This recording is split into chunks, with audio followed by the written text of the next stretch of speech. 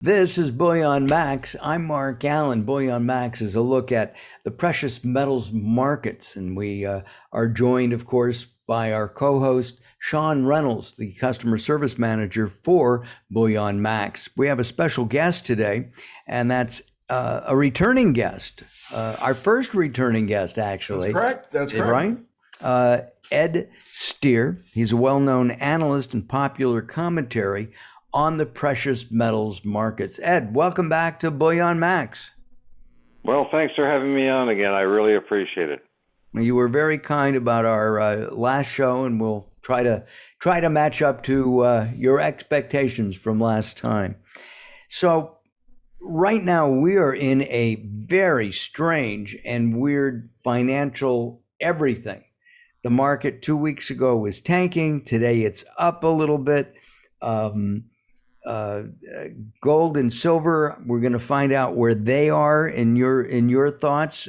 And is this a strange time that you've seen before or you haven't seen before? Well, we've seen big takedowns in the precious metals before. This is not a phenomenon that's brand new. It's happened countless times over the last 20 or 30 years. But this one is particularly brutal. And as I said off air before the program, this is the bullion banks and the investment houses' attempts to get out of as many of their short positions as they can. And in order to do that, they have to engineer the prices lower. And as you've seen, it's been across the board from crude oil to silver to nickel to copper to aluminum, absolutely everything. What you're seeing is a paper trade. It has nothing to do with supply and demand, and there's going to be a sharp rally off of the bottoms for virtually all of these commodities, like the grains and crude oil. There's been no drop in demand. This is, the demand is strong for everything. So what you're seeing is all paper trading. At an average of $6 a gallon right now, with some people saying gas can go up to $10 a gallon, which is holy moly. You were saying, and we have a chart up that you just mentioned. I'm going to ask you to explain that, but you were saying that if we were to treat crude oil the same way we're treating silver, a barrel of crude oil would go for about $5. Well, that's exactly right. And the chart you're looking at here it's very simple. These are all the physically traded commodities on the COMEX right now, and let's take a look at silver, which is which is the most prominent one on the far right of the chart. It's been nailed to that right-hand side of the chart for 40 or 50 years now, and what it shows, the green bar shows the short positions of the 8 largest traders, which are bullion banks and investment houses.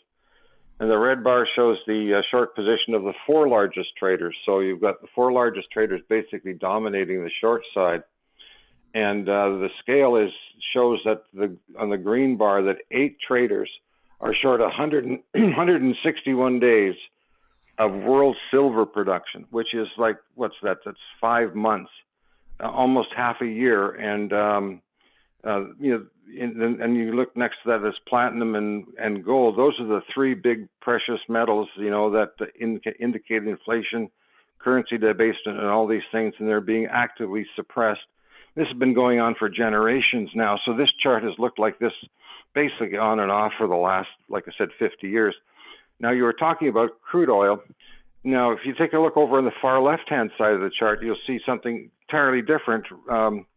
Third from the left is crude oil. The 8 largest traders in crude oil are short 4 days of world oil production, and the 4 largest traders short 3 days, and the big 8 are short 4 days.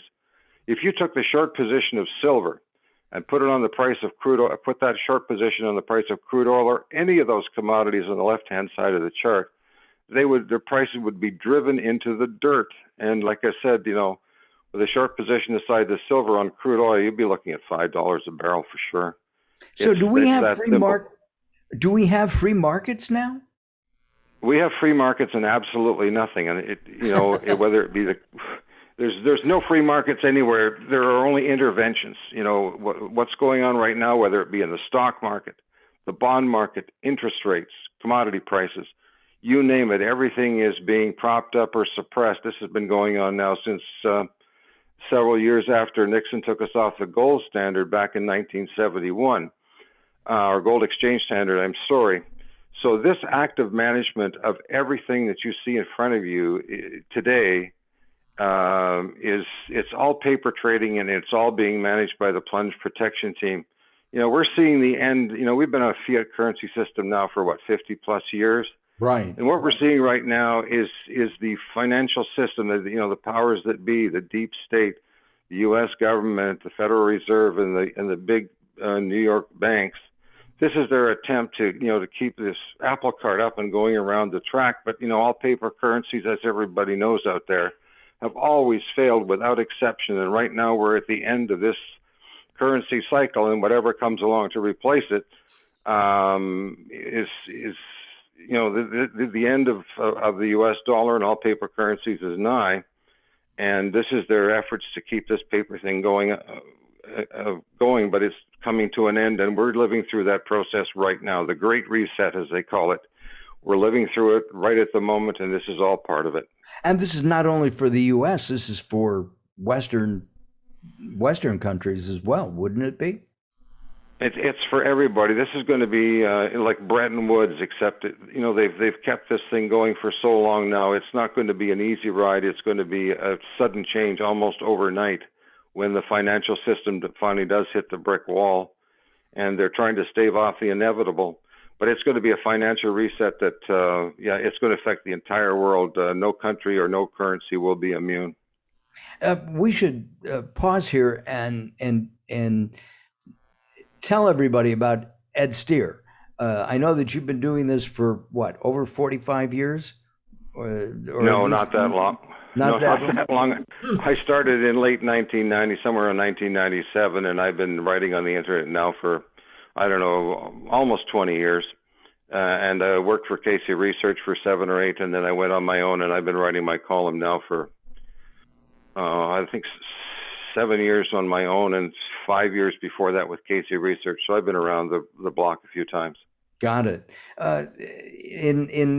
In looking back, because to me, if we look at our history, we can try to avoid mistakes. Are there any flags from history that should have alerted us to what's happening today? Well, the flags have been absolutely everywhere if you want to look around. I mean, the price of gold, I remember when I was a child but when I was a teenager back in 1960, mid-60s, I think gold was $35 Canadian an ounce or something like that. That's when the Canadian U.S. dollar were at par. So, a dollar was worth 1/35 of an ounce of gold, and now it's worth 1/1820th of an ounce of gold. So, that tells you all you need to know about currency debasement. And this is, it's just slowly boiling a frog syndrome. If you turn the heat up slowly enough, the frog won't notice it. Well, the inflation rate and the cost of living and currency debasement has been going on slowly, for all of our adult lives. And, we're starting to see some real inflation showing up now, and this is an inflation rate that won't be able to stop. And it's just the end of a currency regime, which happens every 50 or so years. There's a great currency reset. And the flags are everywhere. I mean, you take a look at the cost of anything, like we're just talking about the price of gas being $10 a gallon. Well, here in Canada, across the border, it is $10 a gallon here already. Oh, my. So, So, everybody's feeling it. The price of everything, whether you go to the grocery store or whether you're eating out or whatever you're doing, the flags are everywhere that, this inflation rate and currency debasement is getting really, really serious. And it's only a matter of time before it turns into hyperinflation, where people begin to understand that this inflation process is never going to go away. And they start taking their money out of the bank and start buying things with it before the prices of them go up. And I've been in situations like that before in Mexico and when I was in Rhodesia, and I saw this happening firsthand. Well, we're seeing the thin edge of the wedge right now in the U.S. and Canada and the other world countries. And it's just the end of a process where we're going to change from one currency regime to another. And that's why they're suppressing prices, because they don't want, the powers that be don't want people saving themselves until they have no choice. But right now, the end of the system is upon us, and we're just living through it at the moment. It seems like a power struggle then. Oh, it is. I mean, this is, the New World Order crowd, World Economic Forum, all these so-called elites out there who want us to live in a better world under their control. This has been going on ever since the Federal Reserve was formed back in 1913. And, they've got all the power in the world. The banks run the show. I mean, the central banks of the world decide, who succeeds and who doesn't and what interest rates are. They're all powerful. And, if you read anything on the internet about the World Economic Forum or all these creatures out there, they're in the process of making their final move of trying to take over the world. And whether or not they're successful, I don't know. But this is the consequences of 100 years of continuous money printing. Let's take a look at Bullion Max for a moment or two with our co-host and the customer service manager at Bullion Max, Sean Reynolds. Sean, are you getting calls about these kinds of things? I want to buy gold, silver, because that's what we're talking about today, to hedge inflation. Are you getting those kinds of calls? I would say most of the calls we're getting these days are related to hedging inflation, as opposed to just a standard type of investment and diversifying a portfolio. People are definitely concerned about the strength of the dollar and their futures. People are feeling the pinch, as Ed said. We have generations of people who, for the first time maybe ever, are going to be eating leftovers, are going to have to be making tough choices that I personally hate leftovers. Yes, and it's kind of tough for me too, but we've always had such expendable income, and discretionary funds to go have fun and whatnot, and it's getting tight, and people are feeling it, and they are concerned. And so, really the best thing you can do is to prepare yourself. As Ed said, the flags are everywhere.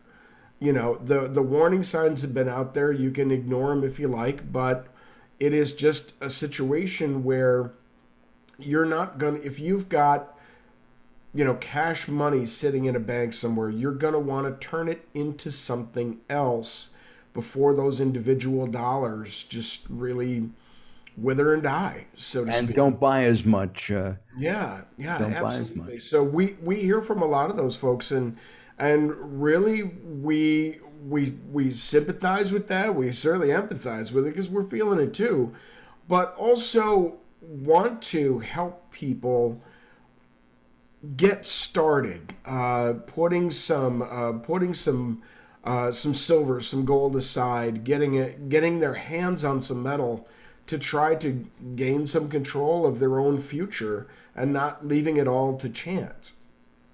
That's perfect. We appreciate those thoughts. Ed, we've mentioned inflation several times. This is a strange, at least to me, it seems to be a strange inflationary period. Yes, prices are going up. Is it supply and demand? Because during COVID, we couldn't get certain things because if we did, more people would die. That's what all the governments, the World Health Organization said. We had to tighten our belts. But now this inflation is going up, but unemployment, which usually rises at the same time as inflation goes up, is at an all-time low. Or an almost all-time low. Well, yeah, you can see those figures, and at the moment that may be true. And you're talking about inflation and supply-demand problems. These problems keep popping up, of course. But you have to understand that the World Health Organization, all these organizations are just are fear mongering. And there is some of it going on, true enough, but they're just fanning the flames and trying to get people more and more anxious and to do what they're told to do. And as far as inflation is concerned, I don't like that word at all. Inflation is always in any case a monetary phenomenon. It is currency debasement. What you're doing is it costs more and more of those debased currency units to buy the same amount of goods and service. Inflation is a red herring. It is currency debasement. The U.S. has been, printing dollars at an ever increasing rate, especially with the start of this COVID fantasy that started 2 or so years ago. They've just been absolutely pedal to the metal since 2019, trying to keep the system afloat by printing more and more money. And that's been going on with not only the central banks in the United States, but also in Great Britain and in the European Union and the Bank of Japan and the Bank of China. Once you're on a debt-based monetary system, like we have today, with no gold backing, the only way to keep the system going is to print money at ever increasing rates until you start to see massive currency debasement. And you're starting to see it now, not only in the U.S., but worldwide. And pretty soon, inflation becomes hyperinflation, where the citizens, like I said before, understand what's finally happening to them, and they abandon the currency by going out and buying anything they can to preserve, the purchasing power of what dollars they have left. We've seen it in Zimbabwe, we've seen it in Mexico, and Argentina, and Venezuela, and all these places. It's been going on worldwide, and it's going to be coming to a country near you very soon. And as a matter of fact, it's already underway. So to fight this, to save the power of the money you have today, is investing in precious metals, silver in particular. Is that something that people should be considering? Oh, absolutely. No question about it. I mean, the precious metals have been with us and have been money for thousands of years. I mean, like I said, we've been on this fiat monetary experiment for the last 50, and none of these things have survived recorded history. The banks and the bullion banks and the Federal Reserve and the Bank for International Settlements, they're actively suppressing the price of the precious metals. And all you have to do is take a look at the first 3 bars on the right-hand side of that chart, the short positions in gold, platinum, and silver, to know that they're actively suppressing these prices, trying to prevent people from saving themselves by running from the paper asset side of the street to the hard asset side of the street. But they can't keep this suppression up forever. They've been going on it now for 50 years. And one of these days it's going to come to a rather spectacular end. And I urge as many people as possible to put part of their savings and their fiat currencies into precious metals. Yeah. So Ed, one of the questions we're getting at BullionMax right now is they've been investing for a little while, and in the past 8 weeks or so, they've seen the markets go down. They're like, okay, I thought last I knew, if the market goes down, metals go up. What the heck is going on? Ed, could you shed some light on that for us? Well, certainly. Like I said, silver analyst Ted Butler, whose work I follow religiously, put out an article yesterday saying that, the London Metal Exchange nickel market blew up in March the 8th, I think it was. And at that March 8th was the high tick in gold this year and the high tick in silver. And ever since then, prices have been going down. And the reason is because the big shorts out there realize that they can get themselves in a massive amount of trouble by being on the short side. So they've been covering their short positions. And to do that, they have to drive prices lower. And that's what they've been doing for the last 2 or 3 months, culminating what we've seen in the last 2 or 3 days. This is an epic clean out to the downside as the short holders, those guys in the red and green bars in that chart, are trying to reduce their short position, like in silver, from 161 days all the way down to whatever they get down to. Because when the silver market blows up or the gold market or platinum market blows up, they don't want to be holding the silver bag, or because the exchange will go under as well. So what you're seeing is an entirely paper phenomena, and you have to look past that and realize that this is totally artificial, and it's going to reverse itself at some point, and probably reverse violently to the upside. You mentioned the word short position, and there's also a long position. Can you describe those for us? I should have asked you to do that earlier, but I think it's important for people to really understand what that means. A short position is basically you're betting that the price of a commodity or whatever, whether it be a stock or a bond or whatever, you're betting the price is going to go down, okay? When you buy a short or when you sell a short position, somebody else has to be prepared to buy the long side of the transaction. You can't put a short position on or even a long position on in a vacuum, okay? They have to both occur at the same time. So if you're going short, somebody else has to prepare to go long at that price. But the more and more shorts that get piled on, the price goes down and down. It's just a fact of life. If you pile on a short position on something, it's going to drive the price into the dirt. And that's what happened with these. I can't remember, it was a year or so ago.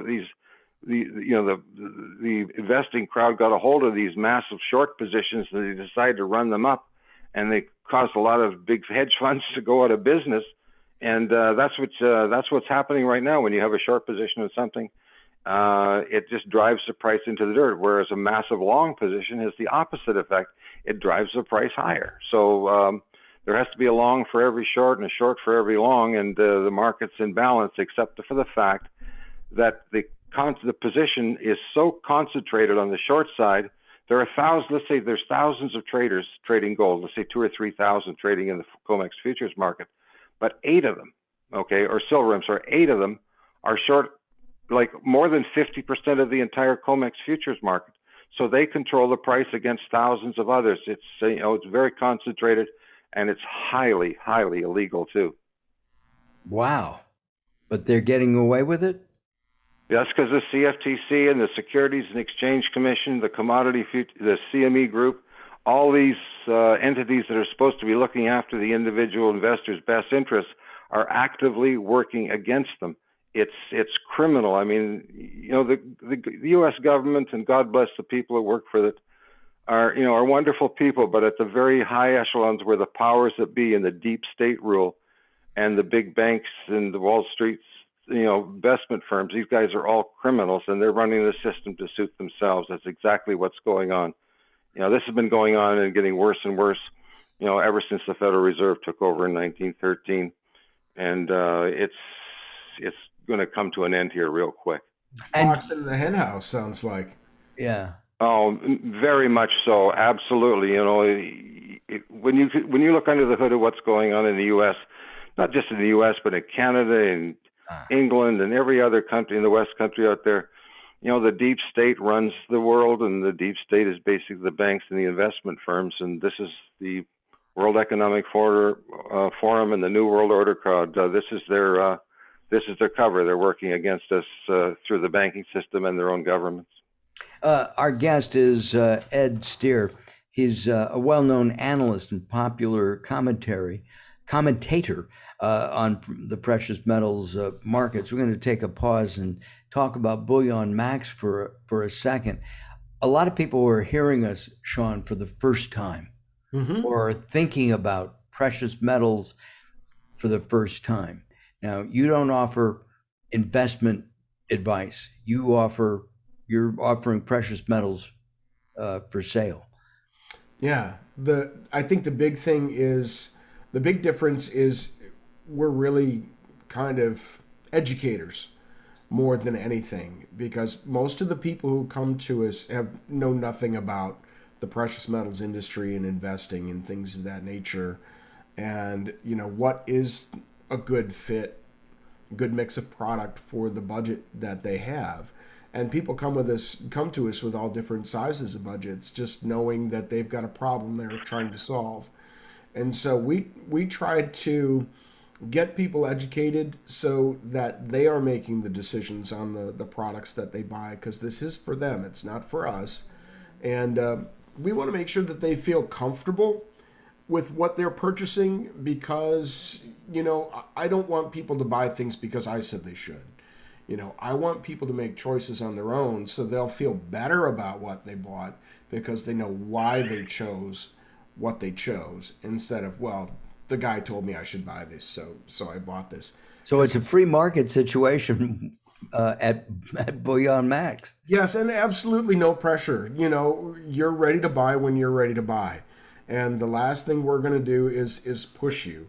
The market can change every minute. It's really up to you to decide when to pull the trigger. And I'll tell you what, I there are so many people in the last week or so that I have congratulated for getting off the couch or stop sitting on the fence and placing that first order, because some of them say I've been looking at this for months, for years. Some even say for decades, and I'm finally making my first purchase, and that's great. I mean, that really is something to celebrate, because they've moved from thinking about it and seeing the signs again, like Ed said, they're around, not ignoring it anymore and taking action. And so they're taking responsibility for their own finances and their future. And that is something that should be congratulated. And that's what Bullion Max is really all about. Ed, let's talk about. You mentioned diversification in your financial portfolios. The precious metals, obviously, you've stated that that's something that belongs in somebody's portfolio. Which metals are you in favor of right now? Okay, well, look, I'll answer that question in a second, but one thing I want to point out is that gold and silver have been money through all of recorded history, and only the banks have been suppressing their respective prices. So there's a chance that gold will become money again. So, as far as I'm concerned, people should be investing a certain portion of their portfolio in these precious metals. And in these times of currency debasement, the more the better. Now, to tell you the truth, my portfolio is 100% in the precious metals, and about 90% of that is in silver. And I've had my portfolio like that for the last 15 years, just waiting for the day. It's been a long, slow wait, and the fight is still on. But one of these days, they're going to set the prices of precious metals free, because they just can't keep the prices of A, commodities, and B, the precious metals down forever in the face of currency debasement as massive as we're seeing today.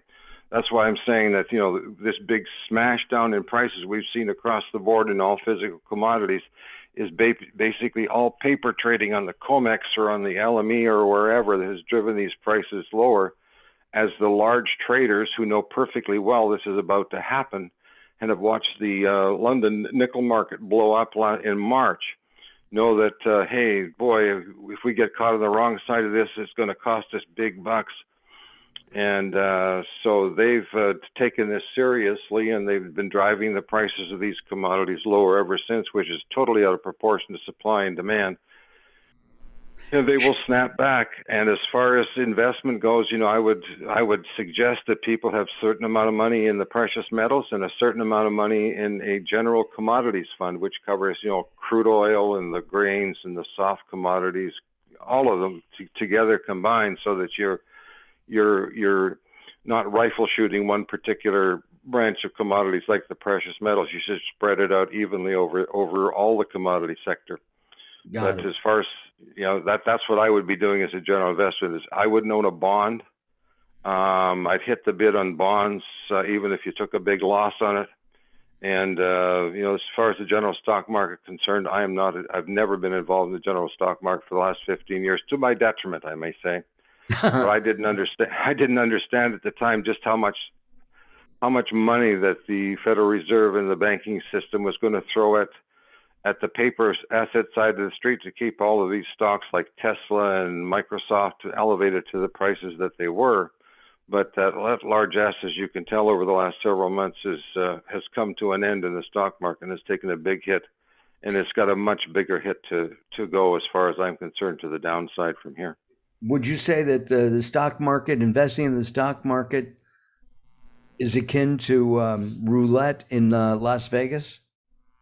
Yeah, very much so. And as a matter of fact, it's even worse than that. All you have to take a look is back to 1929, the last really big crash. I don't know if you remember 87. I certainly remember 1987 very well. Yes, I do. But 1929 was the big one. And that's where we are basically today, except for the fact that the banking system is keeping it propped up. And the moment they decide that it's no longer in their best interest to keep the prices of stocks elevated, then we're going to see a bloodbath in the stock market, the likes that we've never seen before. And sooner or later, that's going to happen one way or another. As we wrap up, Ed, how often do you write? And your website, which has been up throughout our interview, is edsteergoldsilver.com. That's edsteergoldsilver.com. You can go over there and take a look at what Ed is doing. How often do you write? I write 5 days a week, 52 weeks a year. Sometimes it's only 51 weeks a year because I got to take a week off here and there sometimes for a vacation. But generally speaking, you get about 260 columns a year. And the price of the subscription is only $100 US. And if you're listening to this from Canada, today's fiat currency exchange rate is 130 Canadian dollars. So you're not paying a lot for what you're getting. I've been doing this now for a better part of 15 years. Got it. Ed, thank you very much. Will you come back again? Because you're a wealth of information on this. Oh, certainly. I'd be glad to come back on anytime you wish. All right. Thank you very much. Hold on. Ed Steer has been our guest. And again, you can find out more about Ed at edsteergoldsilver.com. Sean, thank you again for sharing some information about Bullion Max. Any last thoughts about Bullion Max as we wrap up? Yeah, absolutely. And it is just, we're here to support people, whether they're new to the game or they're experienced purchasers. We've got something for everybody. We've got expertise, advice, coaching if you want it. If you want an easy shopping experience, we've got that too. Got it. Well, thank you very much, both of you, Ed and Sean. I'm Mark Allen. This is Bullion Max. We'll see you in our next edition. Bye-bye for now. Hey, Sean, don't you think people should subscribe to us? Absolutely. How do they do that, Mark? All they have to do is click that little red button that's below one of us, I'm not even sure where, on YouTube, and you'll be able to follow us and get our latest updates, right? It's as easy as can be.